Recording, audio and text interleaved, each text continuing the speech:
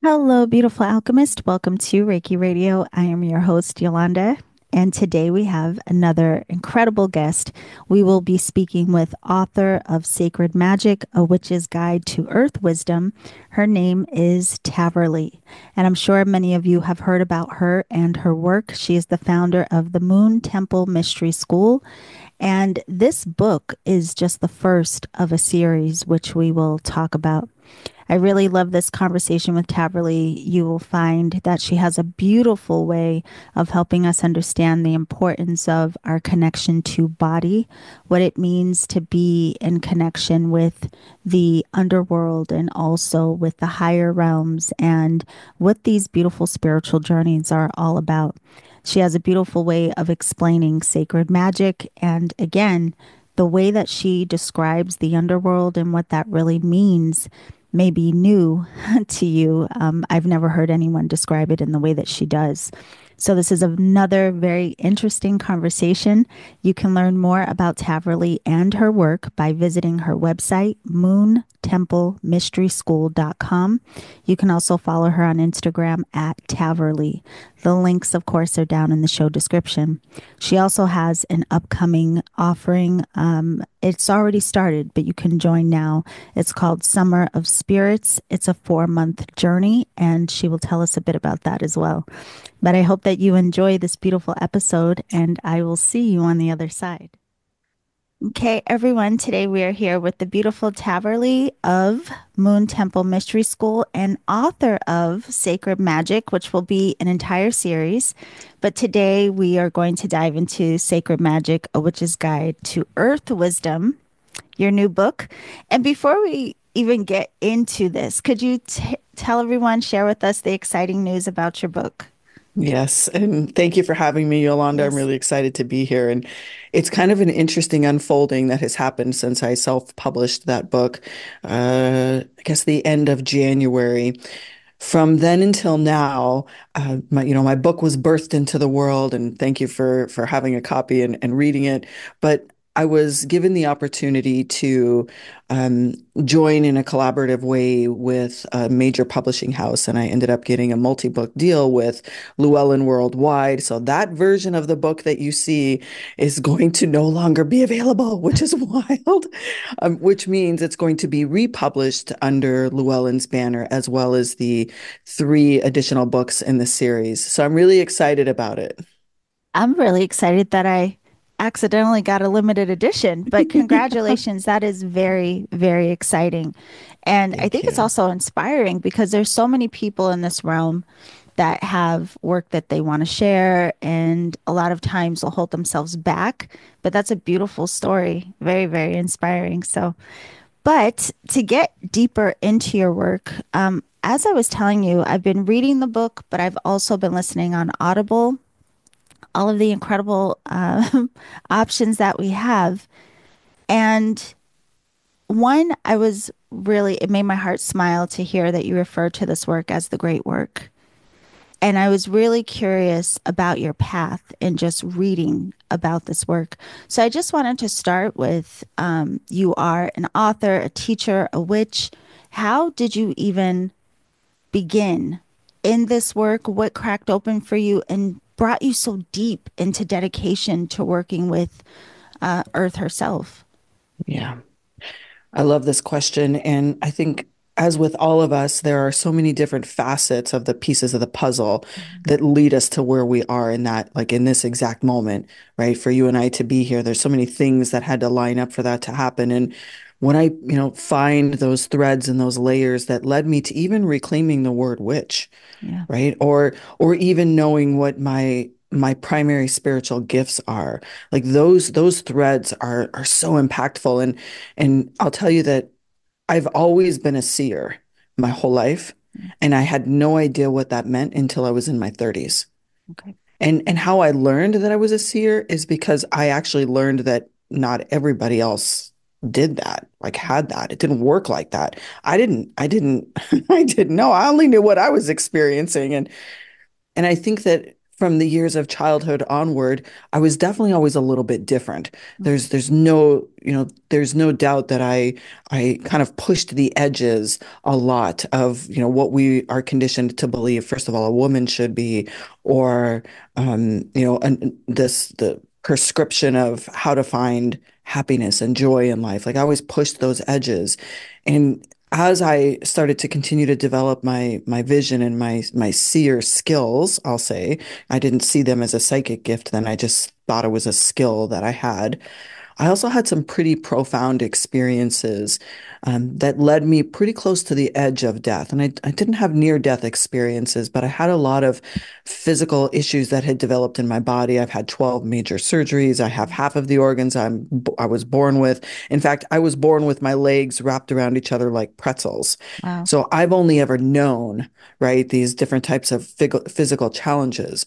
But one of them was following having a tumor removed from my breast resulted in a staph infection, which took me right to the edge, at least inside of me, that I thought this could potentially be an exit point. Mm. And that was before I was 40. Wow. And so to go through that and come out on the other side and realize, well, wait a minute here, life is short. That could have been an exit point. If that could have been an exit point, how do I feel about where I'm at now? And definitely my seer vision showed me what other doors to open. Like what other possibilities are there? And I chose different doors to create my life, right? In terms of, where I worked, who I had in relationships, where I lived. And I started just making changes that felt more aligned with what I saw as possible. Yeah. And then as soon as I started to do that, then as it does, these amazing teachers like just dropped in my life where I would bump into someone at the gym and we would end up in this spiritual discussion because I had definitely already I think embraced the idea that I was going through a spiritual awakening. And I've always done a lot of personal development. So those two kind of started clashing a little and in, wait a minute, where does all this fit for me? And then I, would bump into someone who would open the conversation about a type of spiritual awakening, additional information and knowledge. And then I would, go down a rabbit hole. And then I got introduced into my first class as a high priestess. It was the first time I was introduced to a path that was an initiate path. And it changed my life. Yeah. And it's interesting because even in that path, we weren't necessarily encouraged or allowed to refer to ourselves as witches. And I'm like, wait a minute. Everything we're learning is magic. Everything we're doing is magic. We're casting spells. We're doing all these things and we're not witches. And so I started to, and then I eventually went down a bunch of different initiate paths. I love to learn. I love to study. So I continued to do all of that. And in all of this that I call, the witch awakening, when I fully realized that everything that I was doing was this archetypal, um, like suit or like concept or energy that I have always had in my connection to nature, in my connection to my gifts and my connection to energy that was natural to me, but I didn't know it. And then the moment that I reclaimed the word, everything changed. And that was, over 10 years ago. Wow. Is there's so many things striking about what you said. One, with the very last thing you said, with going through all of these initiate paths, it's interesting how in this work, what it is that leads you back to you. Mhm. Almost like you had to go through all of these different, whatever it is you were drawn to, but all of it was ultimately leading you back to you. And that's always incredible to me in this work. But another thing that you said, Taverlee, it really highlights how you were very intentional in the choices that you started to make. And the reason that struck me is because that's what I got from your book. There was a lot of focus on, our choice, being very intentional, having an awareness of what it is we are deciding and our perspectives, how we're seeing things. And I want to dive into that.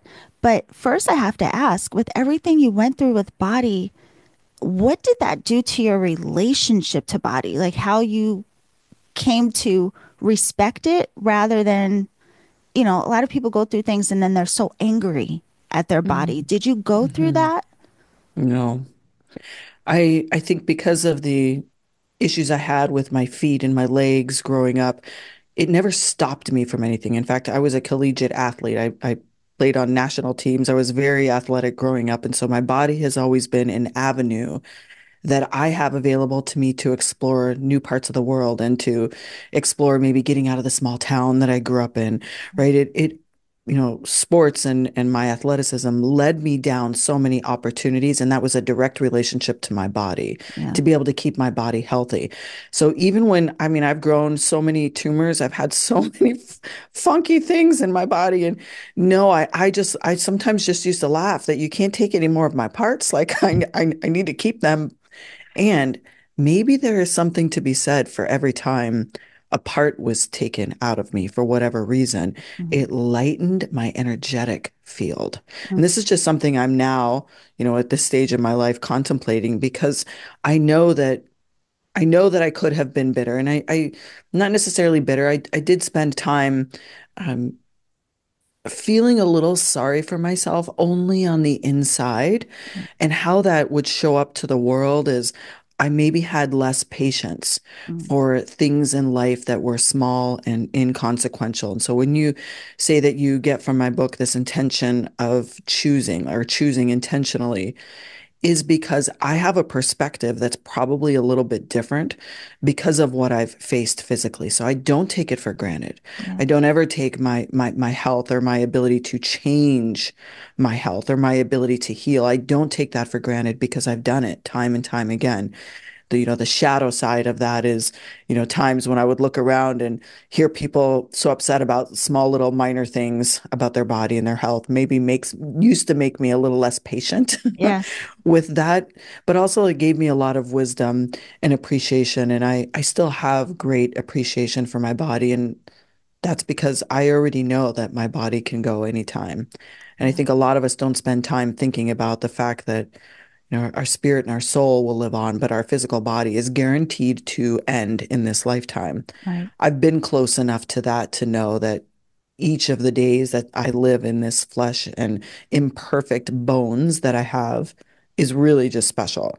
And I know that that's unique. And so that's a really good question. Nobody's really asked me how it impacted me. It definitely made me more resilient. It made a lot of things in life less difficult. Yeah, but it also highlights again this key in your work of how we see things and what our level of perspective and understanding, how it impacts our relationship to ourselves, our magic, our life, everything. And interesting that we're talking about body because you mentioned how body is the north, and this book in particular focuses on the elements of earth and the north and the body and everything in relation to that. So, could we first just talk about this body of work, this series, Mm. and how it is going to be broken down by direction and element and so on? Mhm. What inspired this, first of all, and why are we starting in the North? Crazy. I'm going to go with the first question of why did I write it this way, and Yeah. how did this get started? Well, I originally wrote my memoir several years ago. I wrote because I've lived kind of a wild life. I think we have all lived a wild life. Or I'll say my viewpoint, the lens in which I look at my life is wild and magical. Yeah. I know that everyone's life is that way, but the lens at which you view it is going to change how you feel about that. Um, and I did the traditional publishing route. I looked for agents, I looked for publishers, and nobody picked it up. And after a year, I got one call back, like one Oh, call. And I sat with this team of people, and I happened to be spending a couple of months in Hawaii at the time, and I'm sitting in the middle of the jungle, and they're asking me questions, and then as a seer, I can tell that I can see that there's things that they're not asking me. So I just point blank at the end of the conversation. I'm like, what is it? Like, what are you not asking me? yeah. And they said, well, we understand authors like you traditionally write more than just a memoir. So we're curious if you have ever written anything else. And in my little innocence of how all this works, I held up an outline. I said, funny, you should say that. Yesterday, I just finished the outline of this series that I want to write, and it's based upon the direction. And I showed, we were on a Zoom call, and I showed the outline, and they said, oh, those are the books we want to see, not this one. And I'm like, okay. So I took a big pause and just set it all aside until I revisited the North. And it's interesting because a lot of people ask me why I broke all of this down into four separate books. Because you can find a lot of elemental magic books or even traditional witchcraft books that contain, all of the elements in one, or if they are written by specific element, they are focused on the correspondences, like from a magical perspective. Right. And and I truly desire to share stories of all the times that I got it really amazingly magically done Yeah. and the times that I really messed it up. Because I think that if we don't look at the fact that all of those are possible and we just give the prescription of here's how to work with that element, it lacks depth. That's just me. Yeah. So I wrote the book that I would have wanted when I worked with the element of earth. And it's, as you can see, it's deep. I couldn't possibly have fit all of those, all these four directions in one book. Although, trust me, sometimes I wish I could because signing up to do like four books at the beginning is, quite a chunk to bite off.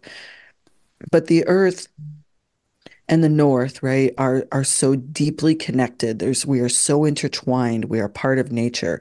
We are a big piece of everything that's happening on this planet. And there's so much wisdom and magic when you can connect your body to the earth. And to me, that's the magic of earth. It's not the stone you put at the top of your altar or the particular type of incense you blend for protection. Those are included, yes, but it's not the depth, right? That's like I consider that like surface level and it's still great. And then when you move to the east, it's the same thing, or like the correspondence of east to wind and breath is surface level, right? We can work with feathers, we can build altars.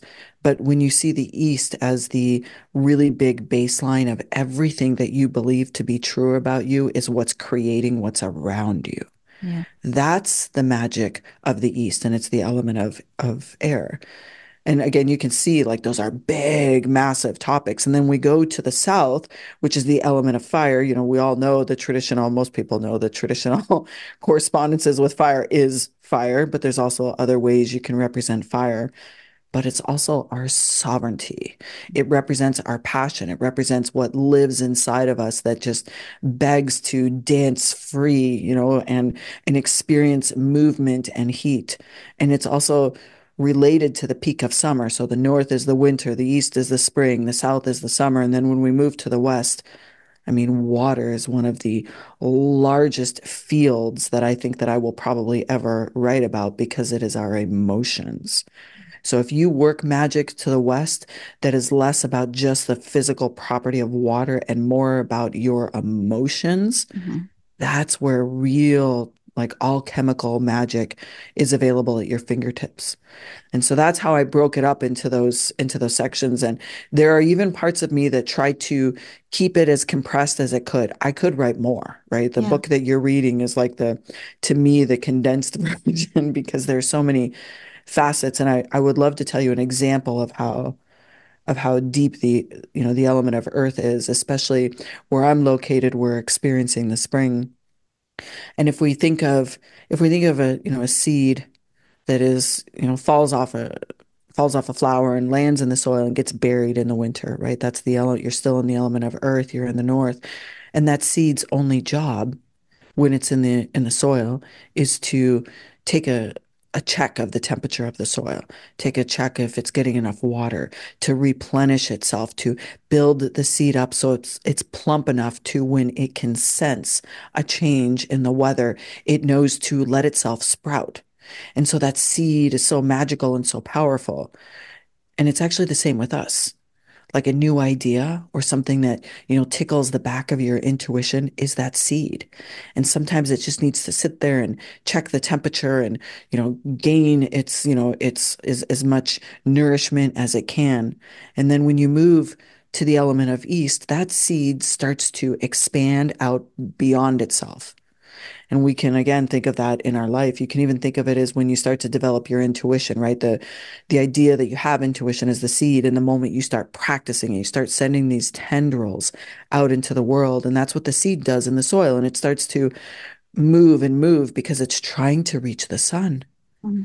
right? And it's the same with us. Like we are trying to reach, enlightenment or growth or peace or happiness. Like we're reaching, constantly reaching to the sun, just like that seed. And the moment that that seed like pops its little sprout out above the soil, it now moves into a phase of photosynthesis. Like it's literally requiring the sun to then start aiming towards the bloom, which is when we start moving into the summer. Right. And it's the same with us. We have, we'll just keep using intention. We have our intuition. We have the idea that we have intuition. Then we start practicing it and we put these tendrils out. And as soon as those tendrils make a hit, we've then reached into the phase of photosynthesis, which is when the sun and energy starts changing our field and allows us to bloom. And then when we move to the west, well, that fantastic bloom that the sun helped create, then that bloom is then going to fall back to the soil to be reseeded into the soil. And it's literally the same as us. It's the same with our ideas. It's the same with how we choose to live. It's the same with when we're growing, when we're contracting, when we're getting nourishment, how much sun we need, how much water we need, how much tending of our own roots we need. And that's what I mean. I could have written a lot more about the North. I could have I written like 100 stories like that. listening to you, I'm mesmerized at what a beautiful storyteller you are. First of all, I'm just like, wow, I could Mm, listen to her all day. mm, But you, again, like you just make all of these questions and thoughts arise. And with what you just shared, it makes me think of us being in this realm of duality, right? And mhm. how in this work there is this need to not deny, but rather embrace and understand even the gifts of shadow or, what we call dark and all of these kinds of things.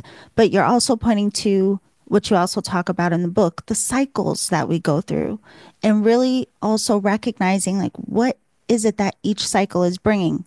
But when I was reading your book, it made me think of going through the four directions again and again. So, like if I start in my body and then I move into consciousness, I move into that fire and I move into that water, great.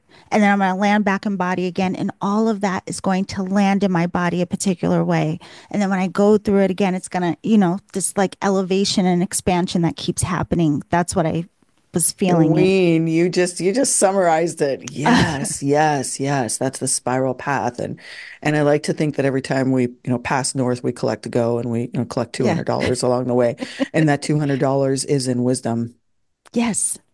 Hmm. Yeah. So this is like, again, this brilliance of your book, but just listening to you again, I have this question of with you breaking it down this way, it reminds me of alchemy in a way of like, Hmm. let's look at this element just itself and how we can get to maybe like the purest expression of what it is. Notice how we're in relationship to just this thing.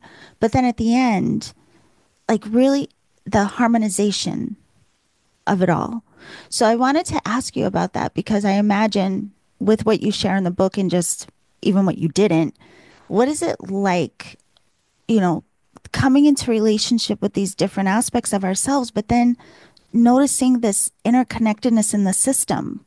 Like what is it? How does this work? I mean, I'm just like, Yeah. I understand. I do understand what you're saying because it starts to feel big to yes. grasp, right? It Hmm. starts to, I'm working on book 2 right now, and I just wrote the analogy that it's like trying to lasso a cloud. Like you send a lasso up to the sky and try to bring a cloud down, and it ends up just coming back down and like smacking you in the head because you Right. can't lasso a cloud. Um, I think it does a mind melting, Hmm. right? To drop you into other energy centers in your body. Walking any sort of spiral path intentionally requires you to be willing to step out of the known, right? Or the seen or the tangible parts of life that you think exist.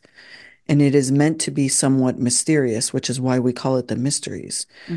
All that you can do is take one component of where you sit right now and bring it in to your field and into your body, one little cell or component at a time. And I think that it takes, it also takes a really strong interest, or I'll say a strong choice to spend more time outside of external noise Yeah. than most people currently do. I think that it's easier to get your head around it. It's easier to walk this spiral path with intention. I mean, it's definitely required if you're going to cast spells that have any sort of real, implementable, measurable change. It's going to require you to not to be so enthralled in social media, the internet, and the news and the world around you, and most of the time, other people as well. You have to be willing to set some of that aside for periods of time to be with yourself. And that's where it starts to feel more understood. Even if I try to put it in words. Obviously, I'm writing books to try to put it in words, but I understand what you're asking because what you're feeling about it is actually hard to put in words. Yes. Yes. Yeah. But you also, again, bring up this other point that you mentioned in the book. I just want to say, I love books. Anyone who listens to the podcast knows I always read the books of the authors. I love, love, love books, but I love a good book, and this is a good book. But I wanted to ask you then about the underworld and mainly because the name alone, I think there's a lot of misconception of what that is. And the way you describe it is, I can say, one of the most beautiful ways I've ever heard the underworld described, or it even expanded my understanding of what this space is. So, could you talk a little bit about, because a lot of times, not always, but a lot of times, the catalyst into this work or this path is pain for a lot of people. And Hmm. so we may be seeking to feel better, whatever that means. And the truth is, we do, but there's also stuff that's going to come up. So could you talk a little bit about that, like your perspective around how we can embrace that aspect that is going to feel heavy, but then also how the underworld ties in and the benefit of that? Yeah, I love this question. I feel like I could talk for a really long time about the underworld. And it isn't actually something I'm asked about often because I know a lot of people are really uncomfortable with dipping their toes into that because it feels dark and scary. And there is dark and scary.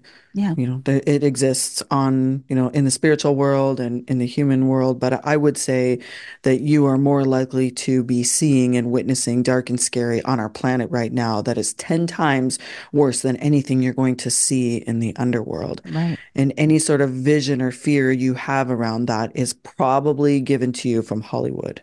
Hmm. And when we strip that away and we recognize that really the underworld is just the deepest, darkest depths of our pain. And a lot of us walk around with it concealed. And a lot of us go into it specifically to do things like shadow work and heal beliefs and heal trauma and then come out on I'll say back into the middle plane. If we think of it it isn't like a vertical set of worlds as you and I know, but for people that haven't thought of it this way, just think of the underworld as below you, right? In the middle world is the 3D and human world, and the upper worlds as being higher levels of consciousness or unseen worlds. Hmm. The thing is as above, so below. So, we cannot have our branches grow higher and higher in magic and consciousness and joy if we're not willing to go deep, Yeah. right? The deeper the roots, the higher the branches. And so the roots take us deep into the underworld, and that's all of us. Yeah. And I'll tell you a story about a journey I went on once when I was walking the path of a Celtic priestess. I did the 13-step path with my daughter, and it was the first time I brought her into magic. And I just wanted to be a student, which was beautiful. And so my daughter and I walked this path together and initiated together, which was really great. It's quite funny. She loves to tell people that her mother did a psilocybin ceremony with her when she was 18. I'm like, heck yeah, I did. Um, one of the journeys in that class that we were led on, I ended up going down, and a journey is not a guided meditation, it's trance work where we move from one place to another. Hmm.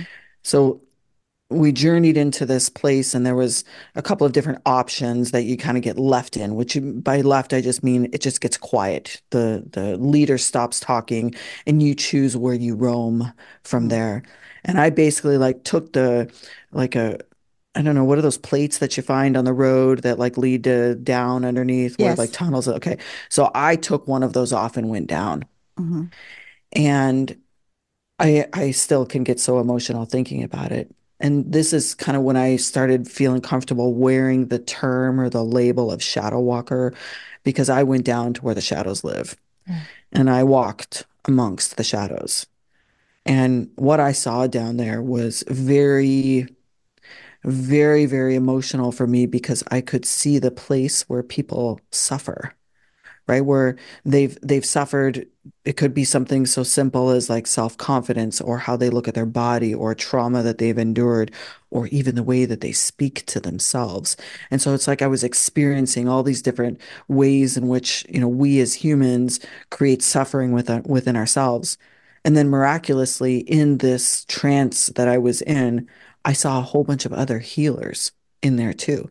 And it's like everybody had a little fanny pack kind of, and some healers were like taking things out of their fanny pack and like weaving things into people's toes. And some people were like holding hearts. And everyone that was doing healing work, you could tell who they were because they're of the aura that was pulsing around them. And you could tell that the little bit of work, whether small or even just eye gazing at another soul in that place, just sent them right back up to the middle world. Wow. And I'm like, oh, okay. So then I started walking around and making eye contact with other souls and started doing my own healing work. And I personally, like, I could feel one thing that I would be good at is literally to like pick up a soul which appeared like a human, but I would pick up a soul and I would crawl back up the ladder and I would set them back in the light.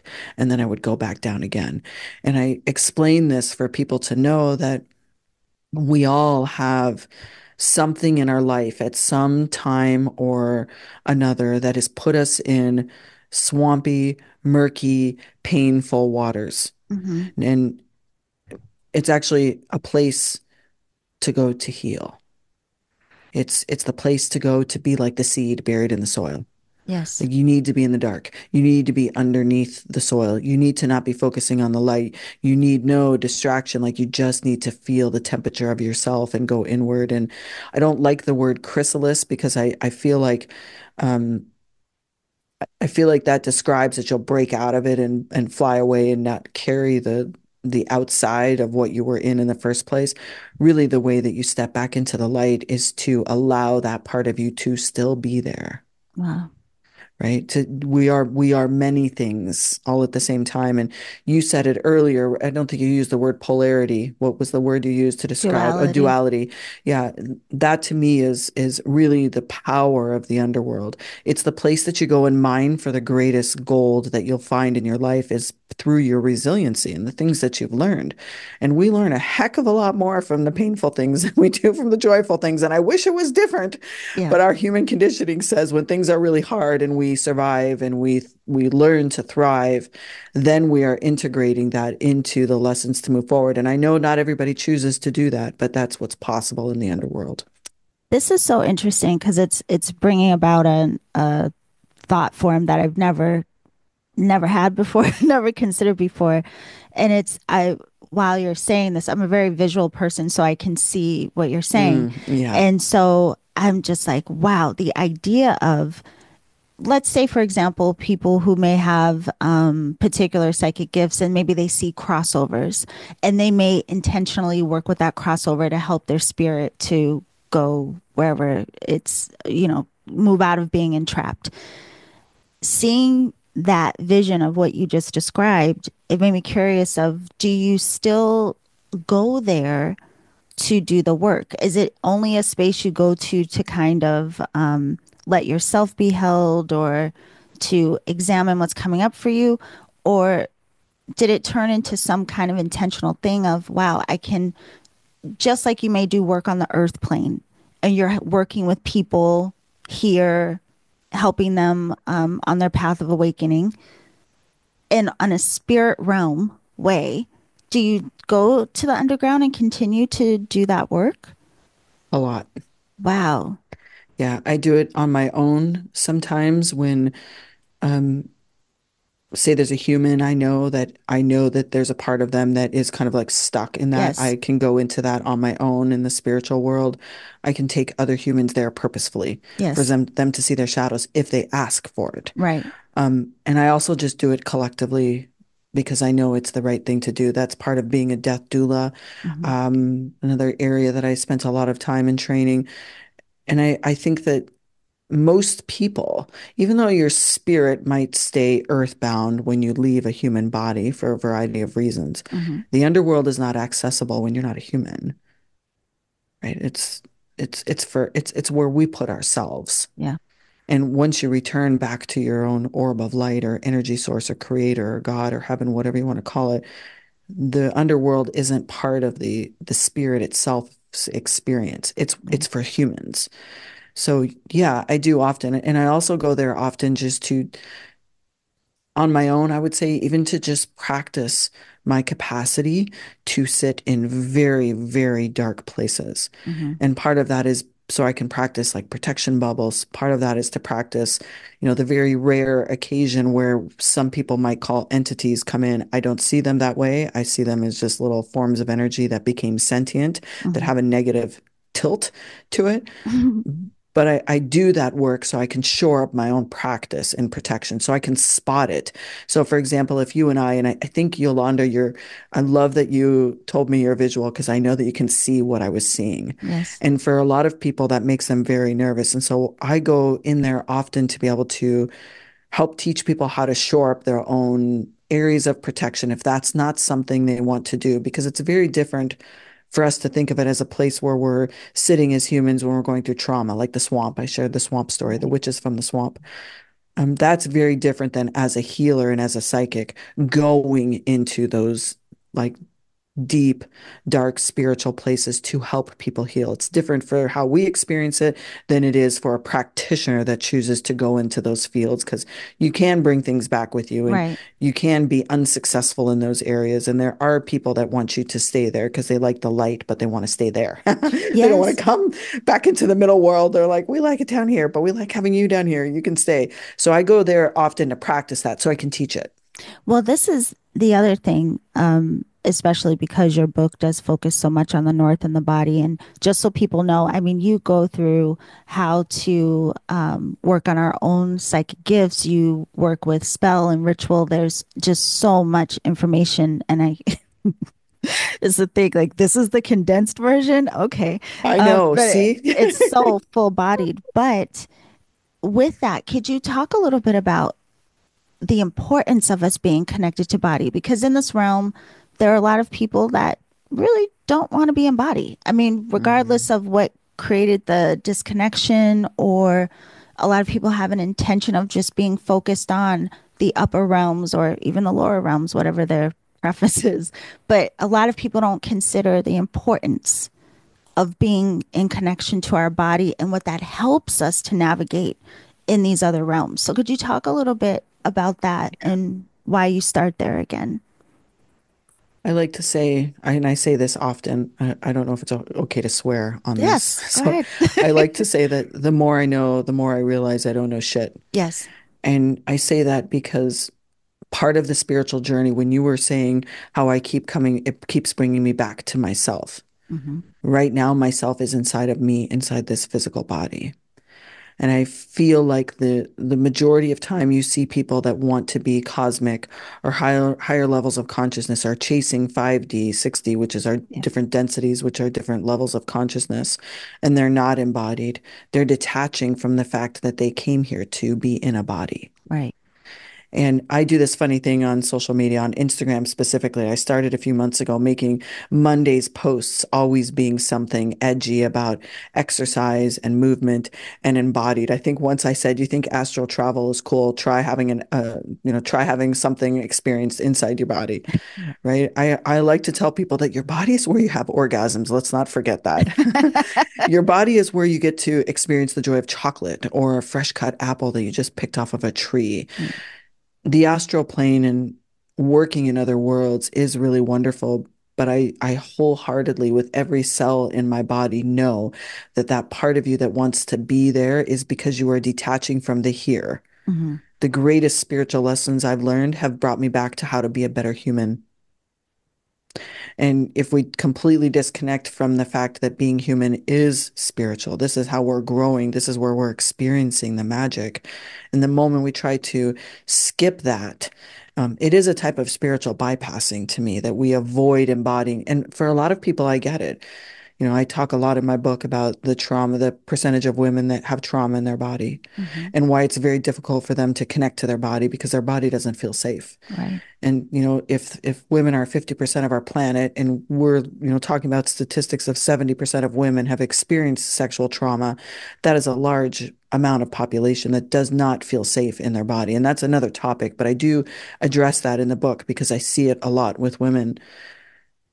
And that's one piece of it. The second facet of it that I think is really, really critical for everyone to always come back to as a foundational principle to your psychic gifts is that you're still experiencing it through your body. Mm.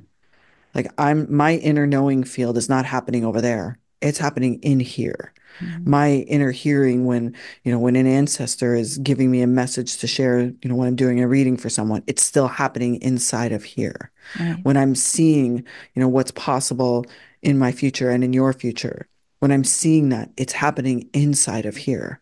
Yeah. Everything is still coming through the body, even if it's an extra sense. And those two facets alone, right, that we're here to have this human experience and experience joy and imperfection and relating to other people, and our connection to earth makes that easier because our connection to earth shows us that everything is a cycle. When we are reminded that everything's a cycle and we're a part of that cycle, it's a little easier to walk as a human, right, Yes. Yes. around the world. And then secondarily, if you really want to access and experience your psychic gifts to their full capacity, you always have to foundationally remember it's still coming through your body. Right. Oh, So this healing, is that means there's a lot of healing for people to do along the way with disconnection from their bodies. And I always recommend, if you haven't done therapy with a trauma-informed coach or with a spiritual coach, do that. Therapy will primarily work neck up. Trauma therapy and spiritual coaches like myself, we work neck down. yeah. It's so hard. I'm like, gosh, because I'm looking at the time. I It know. I needs would. so much more time with We you. should do this again. We can continue on, and I Please. can start swirling into what's coming with book two. Yeah, well, that's what I was Mhm. going to ask. If I hope that Yeah. you will come back for each of the elements, Yeah. but what you're just sharing as well, I remember it was somewhere near the beginning of the book where you spoke about the willow. And again, it Mm. was just one of those things that made my heart smile. The idea of being so anchored and rooted, but then also having that freedom of our limbs going wild and free, I think is how you described it. And it reminds me of in this work talking about being like firm and flexible and, being grounded, anchored, and spacious at the same time. Again, that blending, that harmonizing of two worlds or what we are, like the physical and the spiritual. And so I want to make sure I ask you before you go how all of this really points to, you know, I want to say supporting the desire of our soul or the work of our soul, Mm. like why we're doing this anyway. Um, yeah, I want to ask you your point of view around that. Like, why are we doing all this anyway? Why did we come in body from your point of view? And what's the gift in all of this? You ask good questions, Oh, big thanks. questions. I love it. The definition of sacred magic to me, which is why the title is so important in this series, is because to seek sacred magic or to experience sacred magic is to experience your purpose. Like, why did you incarnate here in the first place? It's definitely not to buy more cars, to have a bigger house, right? It might be to have the right relationship. It might, depends on how you define right. Mhm. It might be to experience the pleasure of having a beautiful car, but it's the feeling that you came here to experience, not the tangible thing. And when we seek for sacred magic, we are seeking the purpose of what it is our soul came here to experience. And that's not one thing. That's going to be a big catalog of things. I believe, and I know I said this in kind of a funny way in the book, I believe that when it's time for us to become human again and we're, hanging out in whatever reality we're in as spirits, we have like a buffet in front of us. And the buffet is, well, what kind of hair color are you going to have? And what kind, like, what will give you the most maximum experience as a human? And you might, as a soul, say, well, I'm going to have a really painful time. I'm going to be born with my legs wrapped around each other and then still become a collegiate athlete. I'm going going to, right? Duality. I'm going to experience this side of the spectrum so I can experience this side of the spectrum. And all along these things that I think that we choose, we sprinkle in, right, the reminder that we have free will so we can kind of change our path anytime we want. Yeah. And if the purpose is to experience what your soul wants to experience, like why you came here, then that means it's going to be wide and vast. We are multi-purposed beings. We're multi-sensory. Our soul has a whole variety of things to experience, and it all comes through several ways to experience it. Hmm. Free will comes in to choose if we experience it easily, if we learn a lesson of resiliency fast, or even how quickly we remember Yeah. why we came here. The moment that remembering starts getting rekindled, which is what happens to most people, specifically women, when they get to the stage of their life where they ask, is this all there is? Like people, kids, job, this is it? Like this is it? The moment that starts happening, their soul starts to say, hey, well, I want you to, like, you, me, your physical body, and me, your soul, we decided we were going to do this in this lifetime. And it starts dropping ideas of possibilities to come in. And that's how I experience it. And others might experience it differently, but I do believe we signed up for, this game of life to come and have all these experiences and have all this hardship so we would know greatship, to have all the pain so we would know pleasure, to have all the ways in which we can push the spectrum of one side or the other. And then I feel like most people, as they continue to age and get closer and closer to death, they start realizing that actually the goal of most people's soul is to ride in the middle Hmm. of those two very dual ways of being, right? Like we It's so strive for funny the because middle. of look what's behind your shoulder, right? I'm looking over your shoulder and I'm like, it's Oh so yeah. funny. I mean, everything she's saying is pointing to the middle pillar, the middle path, the middle Yeah. way. Yeah, exactly. That's too funny. I don't really pay attention to myself on screen because I look at it all the time. That is Yeah. funny. Yes. That's the High Priestess. It's actually the Yes. alchemical Kabbalah. It's one of the rituals we teach in the High Priestess path. That's called the Tree of Life ritual. And we do it in an embodied way. We actually, those little circles you see, we move them through our body. Oh, Yeah. well, I want to make sure to get to this too because we are running out of time. Let me tell you, Tahverlee, I seriously could talk to you all day. I'm like, but I have to say, I really am. I love the way that you described sacred magic. I mean, even just the simplicity of it being a means to experience our soul's purpose. Because again, there are so many, you know, descriptions and perspectives around what's a witch and what's magic and just what is energy work to that. What are we? It Hmm. all, Hmm. it's just, yeah. So I really do. I get excited when there are people that have this gift of describing what could be so complex and really simplified in beautiful ways so that we can actually apply it. So we can stop being in resistance to our lives and so we can recognize our choice in how we're navigating this whole journey. So I'm thankful to have come across you and your work.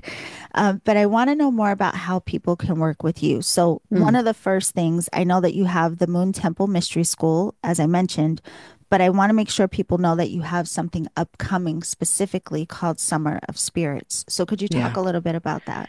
Yes, and first of all, thank you, Yolanda, for seeing me and for feeling me Yeah. and for, opening the door to have this conversation. And it really warms my heart to know that I'm using words that feel relatable because, as you know, it's sometimes hard to use words that can be digested to describe something that is undigestible in all in one shot. So thank you. Yeah, Summer of Spirits, this has been brewing for me for a long time, and I truly believe it's because of what was coming in 2025.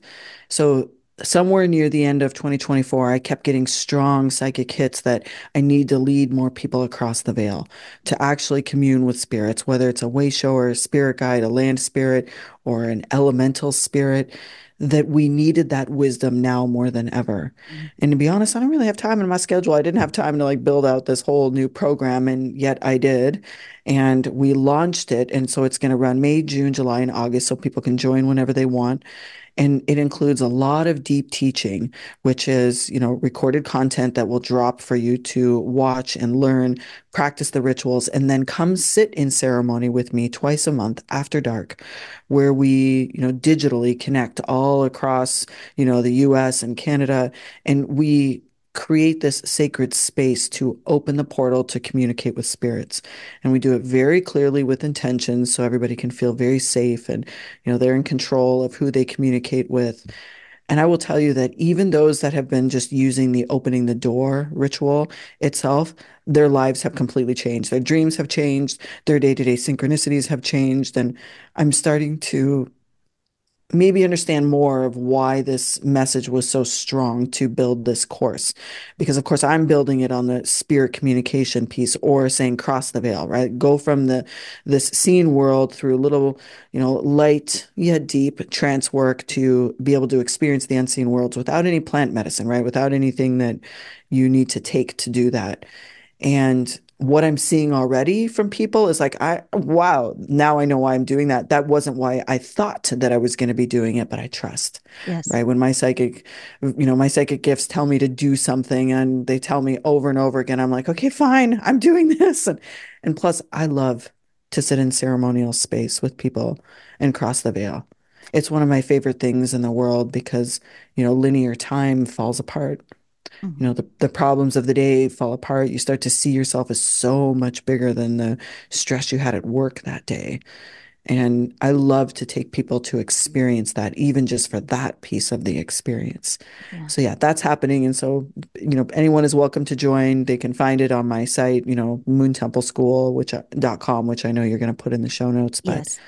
yeah, I'm excited. Well, I'm glad that you said anyone's invited because it's just coming up in the background that sometimes, people may feel called to do something, but then they'll talk themselves out of maybe I'm not ready, maybe this is too advanced. So I'm glad that you say like all are welcome. Anybody, Yeah, anybody. if you feel And that's called. why I give so much material recorded, because some people need to just watch it once and know, okay, this is how that trance is going to work. Some people can watch it over and over. And there's opportunities to go at your own pace in terms of the communication with spirits itself.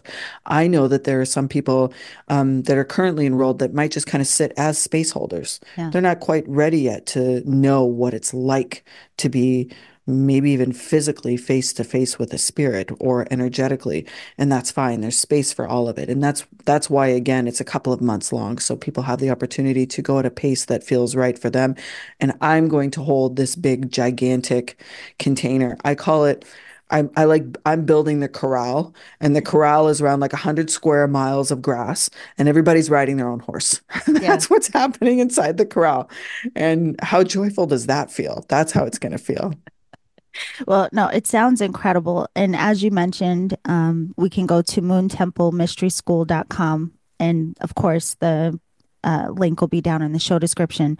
We can also follow you on Instagram at Tahverlee. Yeah. But I also saw that you have a podcast Hmm. and you have incredible content just on your YouTube channel, which we'll put the links for everything Thank down you. there. But can you just share what is it that you talk about on the podcast and on the YouTube channel? What can we find? I swirl between mindset and magic, Mm, and, with a healthy dose of spirituality mixed in. And I find it interesting that a lot of, I'll say traditional witchcraft, not even traditional, I'll say modern day witches don't necessarily focus on spiritualism. mhm. And a lot of spiritualists don't focus on intentional creation, which is magic. And if we forget the mindset piece, right? Like our inner beliefs, the things that, go on in our lives and don't make it human and tactical, it's a little hard for everyone to be able to take it and make it applicable. So I focus on what I consider to be content that is magical and mysterious, but you can actually try in your real life every day and see the result for yourself. Yeah. Yeah. I mean, you do. You have incredible content across the board. So, everyone, of course, get your copy. Unless I have a limited edition, but get Sacred Magic, A Witch's Guide to Earth Wisdom. And fortunately, we have an entire series where Taverley is going to take us through the magic and wisdom of all of the elements and our relationship to it. Like, so much emphasis on the way that nature is a mirror of us and our process and our own beautiful journey of awakening. it has been incredible meeting you and being able to have this conversation with you. I can't thank you enough for making the time. Thank you, Yolanda. You are a light, you're a torch carrier, and I'm sure that you know that, but it's been my pleasure to witness you in your full glory. What a gift even for me. Thank you. Thank you, my love. Well, we'll hopefully see you soon because I definitely am going to be following this series. And for Sounds great. everyone listening, go to moontemplemysteryschool.com, follow Tahverlee at Tahverlee on Instagram, and we will see you all very soon.